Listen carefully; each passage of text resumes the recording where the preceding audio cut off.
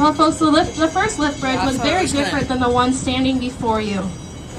The lifting roadway was not there, and the top span of the bridge was closed. Instead of a gondola car hung from the top that would shuttle vehicles back and forth between the two towers.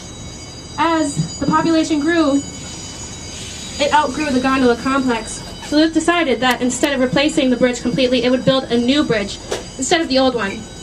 So instead of a lifting gondola, we have a lifting bridge. As the bridge rises, you can see exactly how it works. Each tower holds a block of concrete that moves the opposite direction of the lifting span.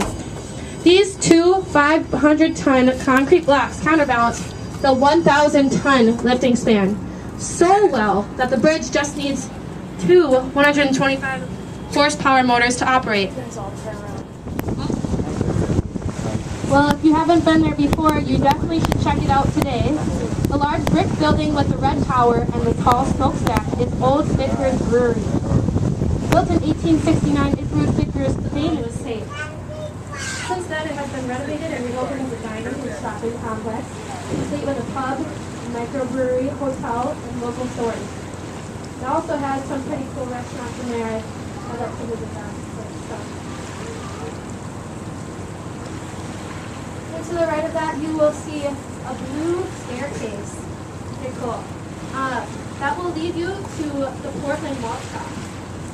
Actually, I'm not a Duluth native, but I did visit here my first couple weeks cleaning up at UMD, and I'd say that's probably the best ice cream I've ever had. So, you're gonna have to wait. Stay over here, girls. Stay by this. Don't walk around. I want you to sit right here and stay here. Hold on to this. Be very careful. Don't look. Don't put your head out here because that's very dangerous. Okay. Okay. Just all right, because I want you to be safe. It's pretty far ahead of us right now, but I don't know if you guys can see those two little, I guess they're not little, towers in front of us. They have some like streamers hanging in between them, it looks like. That is Leif Erikson Park. And that castle-like structure behind the trees on the shore is the stage at Leif Erikson, which holds outdoor performances and festivals. Built in 1927, the park is named for the famous Viking explorer and contains a replica of the ship he sailed to North America 1,000 years ago. Say hi. The Rose Garden sits just beyond the Leif Erikson Park and above the stone retaining wall. This beautiful addition to Duluth is built on the roof of a freeway tunnel, and it features thousands of roses. It's a very popular destination for weddings. It's also a pretty good place for just a nice picnic. So if you're looking to get away from the tourism, it's pretty cool. Want to keep an eye on them for just a second? Sure. I've also heard that they're having, they have films there. The bartender downstairs, Alora, who is also a fellow tour guide, told me that they will be having their next one July 7th. Benny. So if you'd like a good outdoor movie, you should check that out. Hi.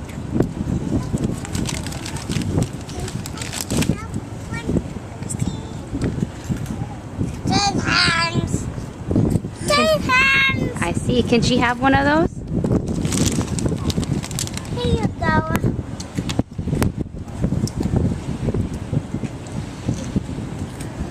Oh, I gave her one of those. That's me one of those. Hi, Mom and Dad. Hi. Hi. I don't know. A little bit here and there.